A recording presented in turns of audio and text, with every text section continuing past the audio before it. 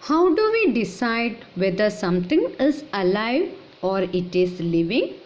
List these features or criteria in your notebook for tomorrow's discussion.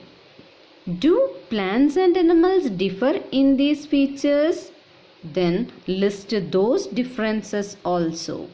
The body of living organisms are made of cells, tissues or organs. We know that the cells in turn has various components. All the cellular processes go without break. Proteins and lipids are made and packaged. Energy is formed from food. Harmful materials are destroyed and so on. These cellular processes are in turn due to the movement of chemical molecules.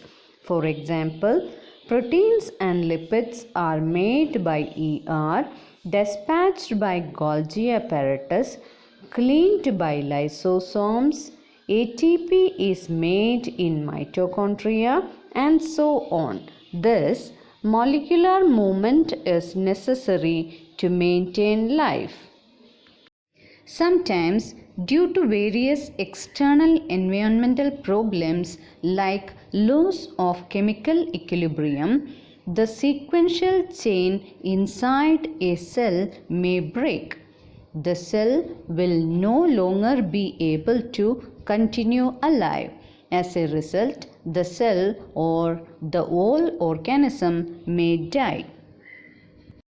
All the processes which helps an organism to keep alive are called life processes. These are the maintenance functions. What happens when we are sleeping? Are these life processes continued or do they stop? Our body needs a continuous supply of energy to carry out various activities inside all the cells and inside our body.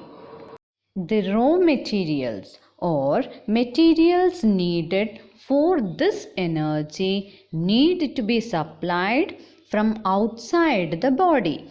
This process of acquiring or getting energy source for our body is called nutrition.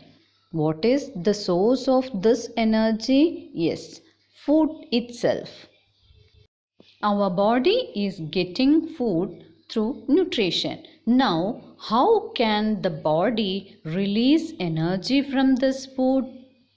We know that it takes place through cellular respiration. In this process, glucose combines with oxygen inside the mitochondria to release energy in the form of ATP, adenosine triphosphate. Let us deal with these life processes one by one. We can start with unicellular organisms.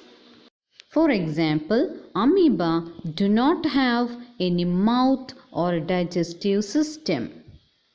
Excretion also occurs through anywhere on the surface of its body. They do not possess any specific organs for taking food, exchange of gases, or removal of waste. It is because the entire body surface of unicellular organisms is in contact with external environment. What is the external environment of amoeba?